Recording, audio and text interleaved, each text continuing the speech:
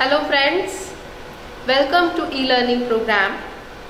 I am Sunita Arora and presently I am working as Head of Computer Science Department at Dr. B.R. Ambedkar Government College, Kaithal. आज की हमारी e-learning class का subject रहेगा system analysis and design और जो topic हम आज cover करने वाले हैं वो है सिस्टम डेवलपमेंट लाइफ साइकिल। तो आइए शुरू करते हैं। सबसे पहले ये सिस्टम डेवलपमेंट लाइफ साइकिल क्या है। देखिए, हर एक लिविंग थिंग हो उसका कोई ना कोई, लिविंग हो नॉन लिविंग, एक लाइफ साइकिल होता है। लाइफ साइकिल मतलब फेजेस या स्टेजेस जिनसे वो पास करती है। ऐसे ही किसी भी सिस्टम की जो डेवलपमेंट है वो कहाँ से शुरू होगी, जब से उसके डेवलप करने का उसको आइडिया आया या ज़रूरत लगी वो सिस्टम डेवलप करने की, तब से लेके जब तक वो सिस्टम बना, डेवलप हुआ, फिर वो यूज़ में रहा, फिर उसमें मॉडिफिकेशंस की ज़रूरत पड़ी, टाइम टू टाइम चेंज होता रहा, से तब तक जब तक वो वर्किंग में रहेगा। तो सारी वो जो स्टेजेस हैं, वो जो फेजेस हैं, उसको क्या बोलेंगे? System development life cycle. It is a framework that describes the activities performed at each stage of a software development project। तो मेनली जब हम सिस्टम डेवलपमेंट की यहाँ पे बात कर रहे हैं तो हम किसकी कर रहे हैं? एक सॉफ्टवेयर सिस्टम की डेवलपमेंट की बात। तो उसकी डेवलपमेंट में जो जो स्टेजेस हुई और हर स्टेज पे जो जो एक्टिविटीज़ परफॉर्म की, उसको हम सबको मिला के क्या कहते हैं? System development life cycle.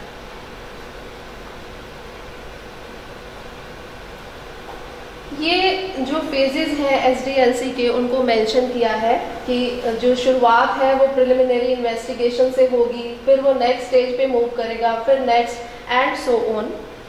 एक बात यहाँ पे क्लियर कर दें कि ये जो स्टेजेस या फेजेस के नाम लिखे, इनको हम अलग अलग क्यों पढ़ रहे हैं? लर्निंग के लिए, इनको समझने के लिए। बट एक्चुअली ये जो फेजेस हैं ये काफ़ी ओवरलैपिंग होते हैं, इंटर रिलेटेड होते हैं। मतलब ऐसा कोई फिक्स नहीं है कि अगर हमने इस स्टेज से पास कर चुके हम यहाँ, तो नेक्स्ट से फिर हम वापस नहीं जा सकते। अगर कुछ इस तरह की ज़रूरत लगेगी तो जब भी इस फेज पे हैं वापस वहाँ जाके करेक्शन करके नेक्स्ट पे मूव कर सकते हैं। तो हम इनको सेपरेट क्यों पढ़ रहे हैं? इनको लर्न करने के लिए एक्चुअली, कि डेवलपमेंट में क्या क्या एक्टिविटीज़ हो रही हैं। बट एक्चुअली ये क्या है? ओवरलैपिंग और इंटर रिलेटेड फेजेस या स्टेजेस हैं। तो इस लेक्चर में अब हम क्या पढ़ने वाले हैं? इन अलग अलग स्टेजेस के बारे में, कि हर स्टेज पे सॉफ्टवेयर डेवलपमेंट का कौन सा टास्क परफॉर्म होता है और क्या रिजल्ट होता है नेक्स्ट स्टेज पे मूव करने के लिए। ये जो हमारा लेक्चर है ये बेसिस रहेगा आगे की पूरा ये सिलेबस के लिए। जो सिस्टम एनालिसिस एंड डिज़ाइन का पेपर है उसमें सारी की सारी आगे जो यूनिट्स हैं, जो भी चैप्टर्स लर्न करने हैं, उसका ये बेसिस सर्व करता है। क्योंकि यहाँ पे हम क्या लेते हैं? हर फेज का ओवरव्यू लेते हैं। आगे जो करेंगे वो क्या होगा? हर एक फेज की डिटेल होगी, हर फेज हर स्टेज के लिए आगे फिर एक चैप्टर है। तो यहाँ पे हम उसका एक ओवरव्यू लेंगे कि उसमें बेसिकली हो क्या रहा है। ये फेजेस की लिस्टिंग करी हुई है, वही वाले फेजेस है। तो सबसे पहला जो फेज है लाइफ साइकिल का वो है प्रिलिमिनरी इन्वेस्टिगेशन, या जिसको हम बोलते हैं इनिशियल सर्वे, इनिशियल इन्वेस्टिगेशन। अब ये है क्या? इसमें हम क्या करते हैं? जब भी हम एसडीएलसी को समझने की कोशिश करें, कोई ना कोई एग्जाम्पल हम अपने माइंड में लेके चलें। जैसे सोचिए कि जैसे बैंक्स हैं हमारे यहाँ, कब से वर्किंग हो रही है उनकी। तो पहले वर्किंग कैसे हुआ करती थी? मैनुअल वर्किंग होती थी, पेपर वर्क होता था, कंप्यूटर्स नहीं हुआ करते थे। तो कोई ना कोई नीड, कोई ना कोई ज़रूरत रही होगी जब ये फील किया गया कि अब ये सिस्टम कंप्यूटराइज किया जाए। तो क्या उस टाइम नीड रही होगी? एक तो ये हो सकता है कि बहुत रश होने लग गया था बैंक्स में, लाइन लंबी लंबी लगी रहती थी, तो स्टाफिंग की ज़रूरत पड़ सकती थी, या और कोई अल्टरनेटिव सोल्यूशन जिससे लोगों का टाइम भी सेव हो, जल्दी काम हो जाए, इतना रश ना रहे। अच्छा, एक और नीड ये हो सकती है कि क्योंकि एक टेक्नोलॉजी अवेलेबल है जो हमारे पेपर वर्क को रिड्यूस कर सकती है, बेटर हमें परफॉर्मेंस दे सकती है, एफिशिएंसी इंक्रीज हो सकती है, तो क्यों ना उसको अडॉप्ट किया जाए अपने सिस्टम में। तो उसकी वजह से एक नीड अराइज हुई कि अब जो है ये सारा काम कंप्यूटर से किया जाए। तो इस तरीके का कोई ना कोई एग्जाम्पल हम माइंड में रखें। ऐसे ही सपोज एक फी कलेक्शन सिस्टम है किसी स्कूल का या कॉलेज का। अभी जो है हम कैसे फीस कलेक्ट करते हैं कि स्टूडेंट आता है, अपना रोल नंबर बताता है, अपनी फैकल्टी बताता है कि वो कौन से फैकल्टी को बिलोंग करता है, आर्ट्स का है या साइंस का है। फिर जो वो फी लेने वाला पर्सन है वो अपने रजिस्टर्स को रेफर करेगा कि इसकी ये फीस है, वो रिसिप्ट उठाएगा, उसमें एंट्रीज करेगा सारी जो अलग अलग नेचर के फंड्स हैं, फीस हैं, उसके पास कई सारे रजिस्टर्स होंगे, उसमें भी उसको एंट्रीज करनी होंगी। तो ये प्रेजेंट सिस्टम चल रहा है।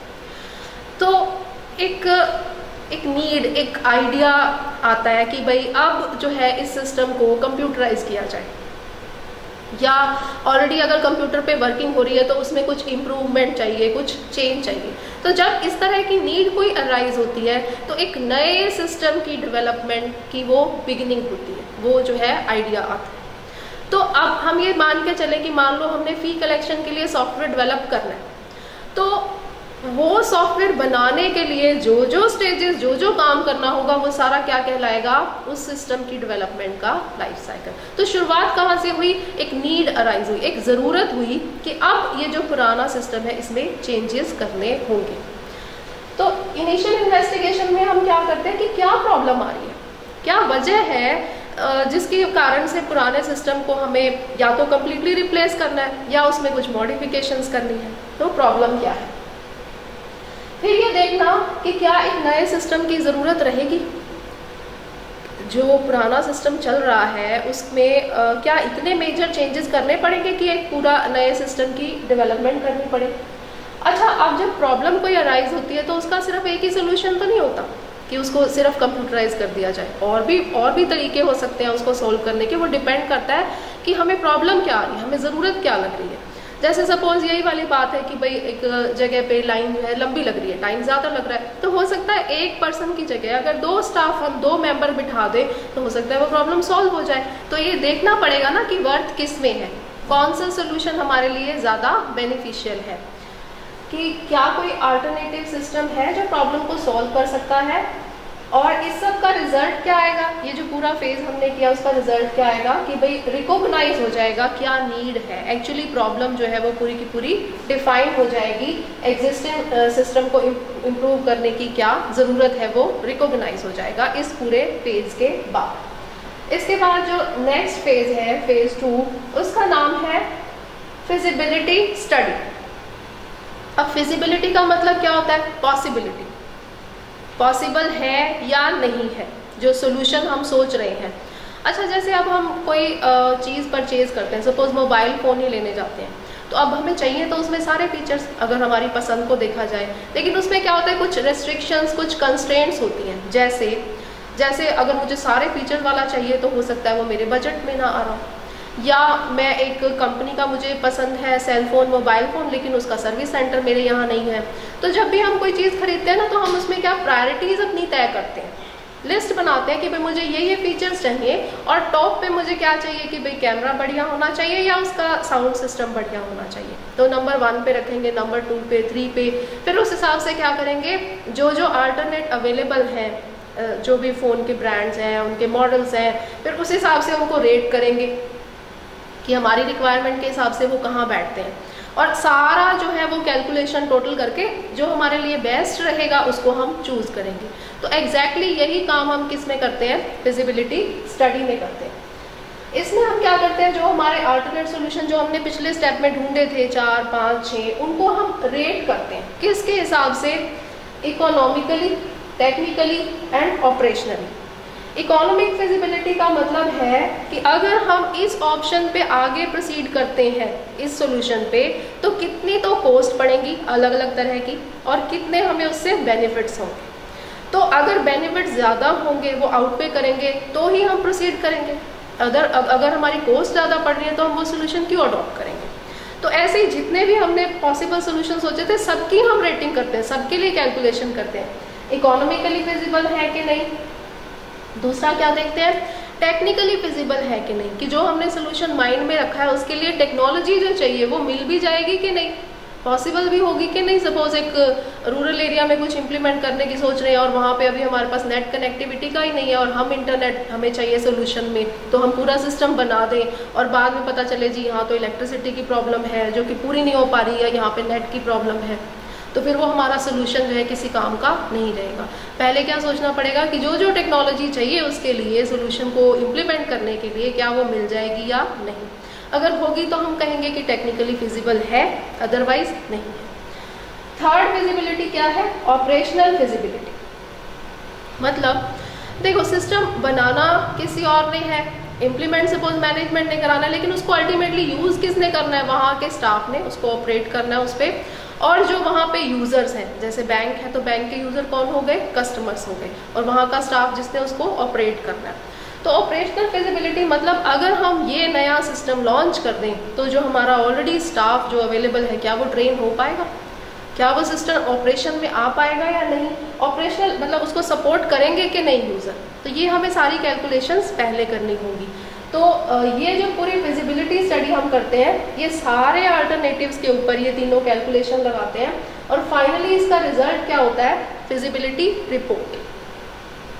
फिजिबिलिटी रिपोर्ट में क्या होगा? प्रॉब्लम की क्लियर स्टेटमेंट होगी, फिर सारी की सारी डिटेल जो हमने फाइंडिंग करी है जो वो सारे की सारी लिस्टेड होंगी, और उन लिस्टिंग को देख के मैनेजमेंट क्या करेगी? जो टॉप अल्टरनेटिव होगी उसको रिकमेंड कर देगी। टॉप अल्टरनेटिव जैसे मैंने कहा ना कि अगर हमने फ़ोन खरीदना है तो मेरा बजट भी इतना होना चाहिए, मुझे कैमरा इतने मेगापिक्सल का चाहिए, फिर मुझे साउंड सिस्टम ऐसा चाहिए, तो जो सारी रिक्वायरमेंट को मोस्ट क्लोजली मैच करेगा वो हम परचेज करने का डिसीजन ले लेते हैं।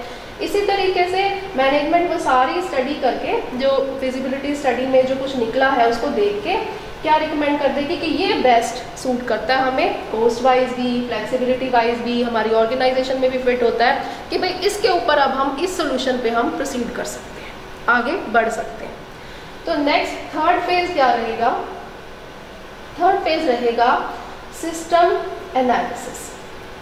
सिस्टम एनालिसिस का मतलब है करंट सिस्टम की वर्किंग को समझना, क्या करना पड़ेगा कि प्रॉब्लम सॉल्व हो जाए और ये सिस्टम वर्क कैसे कर रहा है। जैसे हमने क्या कहा था कि अगर अभी हमारी फीस ली जा रही है, मैनुअली ले रहे हैं फीस हम, अब हम सोच रहे हैं कि उसको कंप्यूटराइज कर दें। अब जो सॉफ्टवेयर तैयार करने वाला पर्सन है या जो उसकी टीम है उसको तो नहीं पता कि फीस कैसे लेते हैं, तो वो क्या करेंगे? पूरे सिस्टम की वर्किंग को समझेंगे कि जब फीस आता है बच्चा कोई जमा कराने के लिए तो वो क्या क्या इन्फॉर्मेशन देता है, फिर उसके बेस पे जो फीस लेने वाला है वो क्या क्या एक्शन लेता है, कहाँ कहाँ एंट्री करता है, कैसे रिसीप्ट देता है, वो फंड्स कैलकुलेशन कहाँ से, उसको कौन कौन सी फाइलों की ज़रूरत पड़ती है।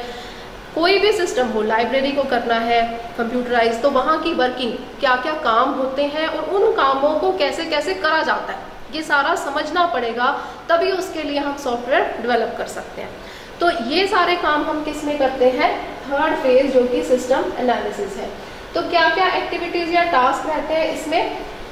वेरियस ऑपरेशंस जो है सिस्टम के उनकी डिटेल में स्टडी करते हैं, फिर जो सिस्टम हम एक्सपेक्ट कर रहे हैं उसकी बाउंड्रीज डिफाइन करते हैं। देखिए जो सिस्टम बनेगा वो सब कुछ नहीं कर देगा, कुछ ऐसे काम होंगे, रिक्वायरमेंट जो उसको पूरी करनी होंगी वो भी क्लियरली मेंशन करेंगे, और बाउंड्रीज का मतलब है what it is not expected to do, जो नहीं करना है उसने वो भी कंप्लीटली लिस्ट करेंगे कि आप ये मत एक्सपेक्ट करना कि ये भी हो जाए, ये भी हो जाए। तो बाउंड्रीज आइडेंटिफाई करेंगे, फिर डाटा कलेक्शन या डाटा गैदरिंग होगी थर्ड फेज में, एनालिसिस फेज में। कौन सा डाटा गैदर होगा? फैक्ट्स। हमने वर्किंग समझनी है ना सिस्टम की, तो किस तरीके से समझेंगे उसके लिए कुछ टूल्स यूज होंगे डाटा कलेक्शन के। कौन कौन से टूल्स यूज होंगे? वो है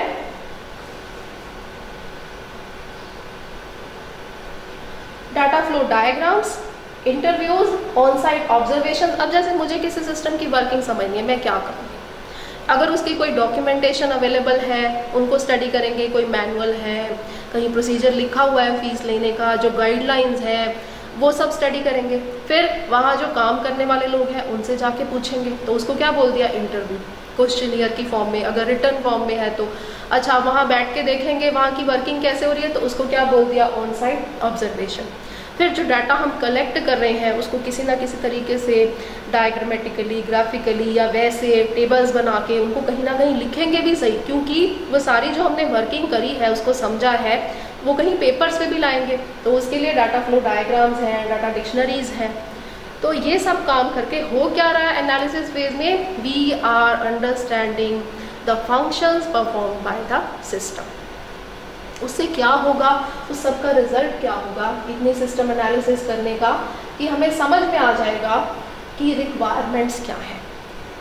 रिजल्ट होगा एक डॉक्यूमेंट जिसको हम कहते हैं सॉफ्टवेयर रिक्वायरमेंट स्पेसिफिकेशन।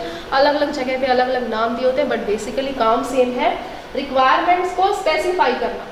स्पेसिफाई करने का मतलब आप जो चाह रहे हो वो सिस्टम बनवाना, उसमें आप क्या चाहते हो कि ये इनपुट्स दें, ये आउटपुट्स आ जाए, जिसको हम बोलते हैं functional requirements of the system, कि उसके इनपुट, प्रोसेसेस और आउटपुट। और इसके अलावा नॉन फंक्शनल रिक्वायरमेंट्स, यानी इतना रिस्पॉन्स टाइम होना चाहिए कि 2 सेकंड में काम हो जाए, 5 सेकंड में काम हो जाए, अगर सिस्टम ब्रेक डाउन हो जाए तो कितने टाइम में आप चाहते हो रिकवर हो जाए। तो ये सब चीज़ें, उसके थ्रूपुट पर आवर में कितनी ट्रांजैक्शंस प्रोसेस हो जाए, तो ये क्या है रिक्वायरमेंट्स। तो एक डॉक्यूमेंट होगा जिसमें पूरी रिक्वायरमेंट की लिस्टिंग होगी। ये डॉक्यूमेंट और भी एक काम करता है, वो ये एक फॉर्मल एग्रीमेंट हो जाता है मैनेजमेंट के बीच में और सॉफ्टवेयर डेवलप करने वाले, कि कल को कोई प्रॉब्लम ना हो, सिस्टम डिलीवर कर दे, जो सॉफ्टवेयर डेवलपर है वो बना के दे दे, और जो मैनेजमेंट का नहीं नहीं नहीं हमने तो इस तरह से कहा ही नहीं था। तो अगर इस टाइप का कुछ आर्ग्यूमेंट हो जाता है तो कहाँ हम सेटल करेंगे। तो हमारे पास एक फॉर्मल डॉक्यूमेंट होना चाहिए जहाँ पे क्लियरली मेंशन हो कि ये सिस्टम से आप क्या क्या एक्सपेक्ट करते हैं परफॉर्म करना और क्या क्या नहीं होगा, वो भी लिख के देंगे साथ का साथ। System is expected to do and what it is not expected to do. और उसके बाद अगर किसी और सिस्टम से उसको इंटरेक्ट करना पड़ता है तो उसका इंटरफेस कैसा रहेगा, ये भी सिस्टम एनालिसिस फेज के बाद हमें SRS में मिल जाएगा। नेक्स्ट जो फेज है एनालिसिस के बाद वो है सिस्टम डिज़ाइन। ये जो सिस्टम डिज़ाइन का फेज है ये सबसे ज़्यादा क्रिएटिव और चैलेंजिंग फेज है SDLC का। क्यों? क्योंकि अब हम व्हाट से कहाँ मूव कर रहे हैं, हाउ की तरफ, कि कैसे प्रॉब्लम को सॉल्व करना है, कैसे हमने जो रिक्वायरमेंट्स की हमने पीछे लिस्ट बनाई है उनको मीट कैसे करना है। तो कन्वर्जन किसकी, ट्रांसलेशन किसकी हो रही है, परफॉर्मेंस रिक्वायरमेंट से अब हम क्या बनाने जा रहे हैं, डिज़ाइन स्पेसिफिकेशंस। डिज़ाइन स्पेसिफिकेशन का मतलब है इन इनपुट्स को इन आउटपुट्स में इस तरीके से कन्वर्ट करने के लिए जो हमें सॉफ्टवेयर चाहिए उसमें ये मॉड्यूल या प्रोग्राम्स होने चाहिए, हर प्रोग्राम का ये फंक्शन होना चाहिए, उसमें ये पैरामीटर्स होने चाहिए, ये प्रोग्राम इनके साथ इंटरेक्ट करेगा। तो ये सारी बातें राइटिंग में प्रिपेयर होगी जिनको क्या कहेंगे, डिज़ाइन स्पेसिफिकेशन। तो डिज़ाइन फेज में हम क्या क्या टास्क परफॉर्म कर रहे हैं, हम सोच रहे हैं कि प्रॉब्लम को कैसे सॉल्व करना है। इसके अलावा जो हमारी इनपुट्स हैं उनके फॉर्मेट्स भी डिज़ाइन कर रहे हैं। जैसे अगर बैंक में हम जाते हैं, अगर हमको ड्राफ्ट बनवाना है तो एक फॉर्म भर के देते हैं, तो किसी ने वो डिज़ाइन किया है फॉर्म कि अगर ड्राफ्ट बनवाना है तो ये चीज़ होनी चाहिए, ये एलिमेंट्स और कौन कौन सी पोजीशन पे होने चाहिए, फिर उस फॉर्म का कलर क्या होना चाहिए, ये सब कुछ डिसाइड करना। तो ये क्या हो गया, इनपुट डिज़ाइन। ऐसे ही जब काम होके आउटपुट आएगी तो जो उसका फॉर्मेट है वो क्या रहेगा। जैसे इलेक्ट्रिसिटी बिल अगर हमारे पास आता है तो बिल के अंदर, बिल क्या है, वो रिपोर्ट है, फाइनल आउटपुट है। तो उसमें क्या क्या चीज़ें होनी चाहिए और कौन कौन सी जगह पे होनी चाहिए, कौन सी चीज़ हाईलाइटेड होनी चाहिए, कहाँ लाइन होनी चाहिए, तो उसको क्या कहेंगे, आउटपुट डिज़ाइन। इनपुट का डिज़ाइन होगा, आउटपुट का डिज़ाइन होगा, और इसके साथ साथ जो फाइल्स यूज़ होंगी, जैसे अभी हम मैनुअली काम कर रहे हैं तो हमारे पास रजिस्टर्स है जिसमें हम लिखते हैं, उसमें कुछ कॉलम्स हैं, तो अब हमने क्या करना है, उनको कंप्यूटराइज फाइलों में तैयार करना है। तो जो कंप्यूटराइज जो फाइल होगी उसका फॉर्मेट क्या रहेगा, वो उसकी स्पेसिफिकेशन कि भाई ये कॉलम चाहिए, ये हमारी जो है की रहेगी वहाँ पे, इस तरीके से वो सब राइटिंग में प्रिपेयर होगा। कौन से पेज में, सिस्टम डिज़ाइन में।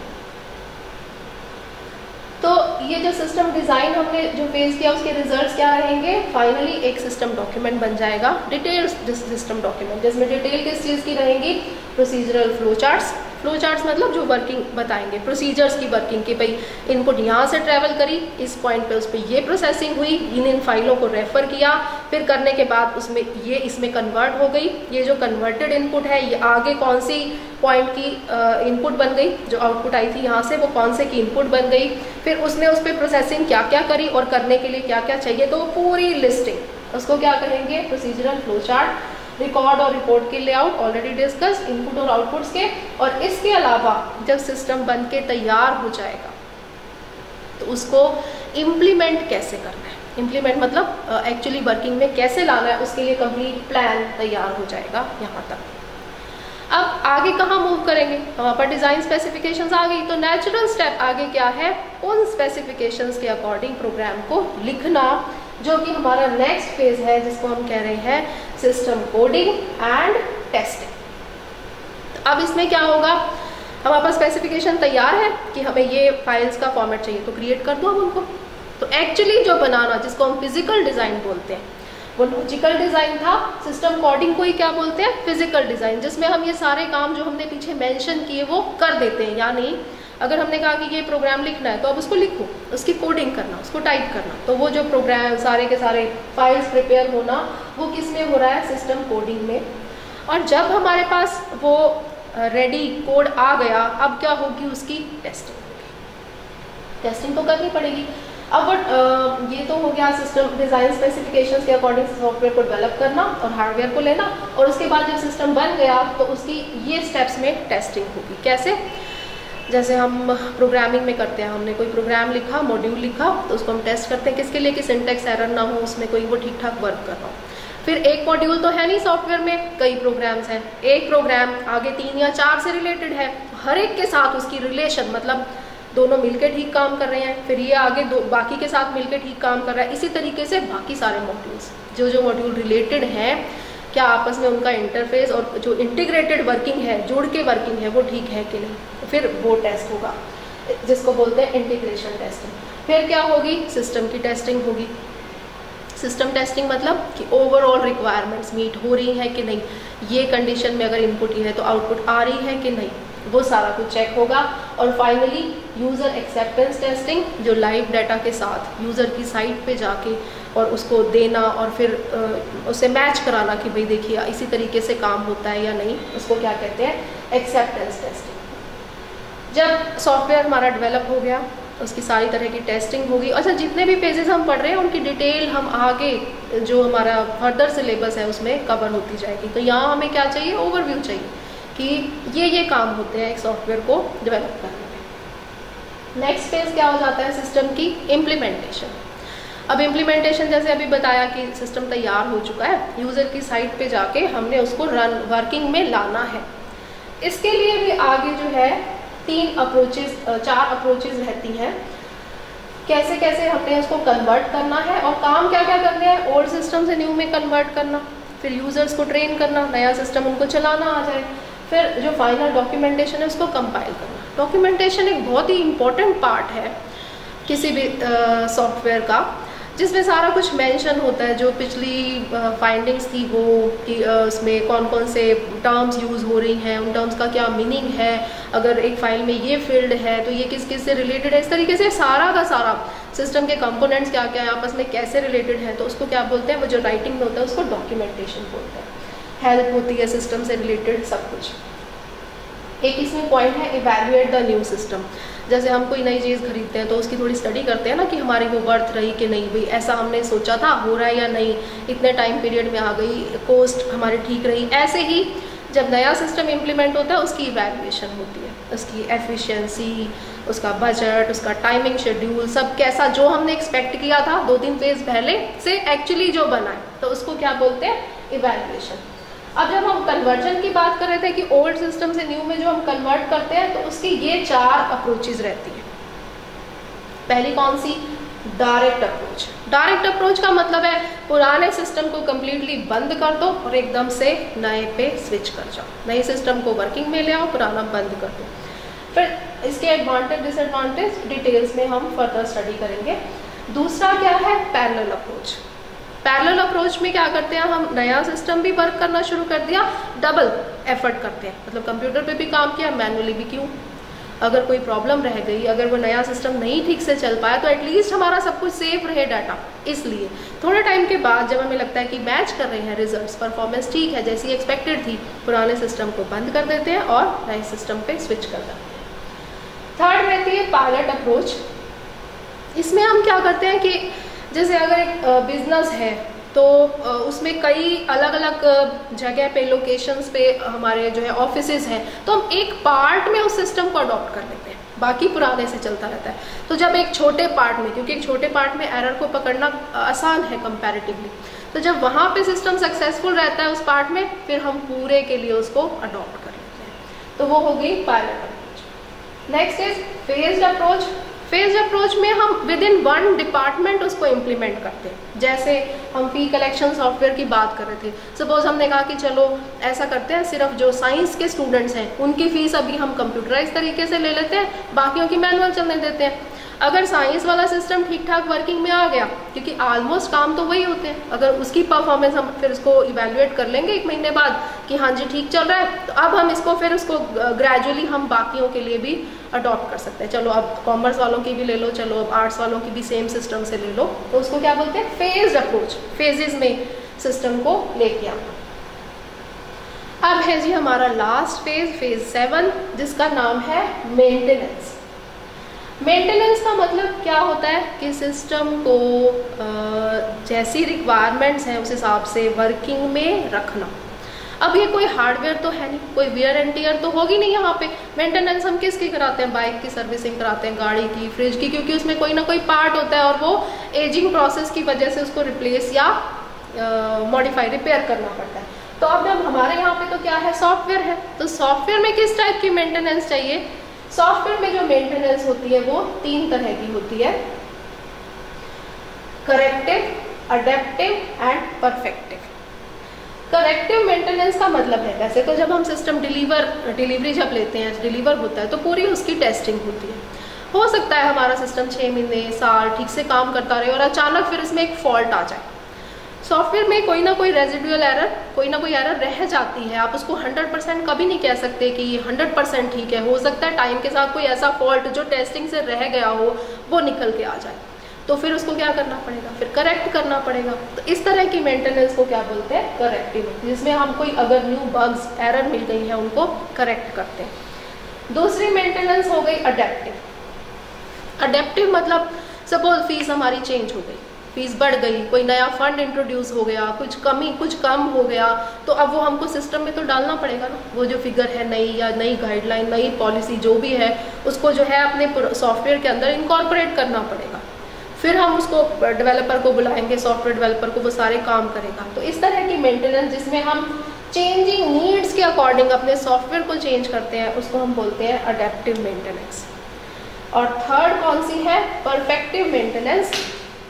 सपोज कोई बेटर टेक्नोलॉजी आज अवेलेबल हो गई, या हमें लग रहा है कि इसकी परफॉर्मेंस थोड़ी और इम्प्रूव होनी चाहिए हमारे सॉफ्टवेयर की, तो उसके लिए फिर हम जो एफर्ट्स करेंगे या जो चेंजेस करेंगे सॉफ्टवेयर के अंदर, उनको हम बोलेंगे परफेक्टिव मेंटेनेंस। और तो जो ये मेंटेनेंस है, ये फेज क्या है, ऑनगोइंग, हमेशा चलता रहता है।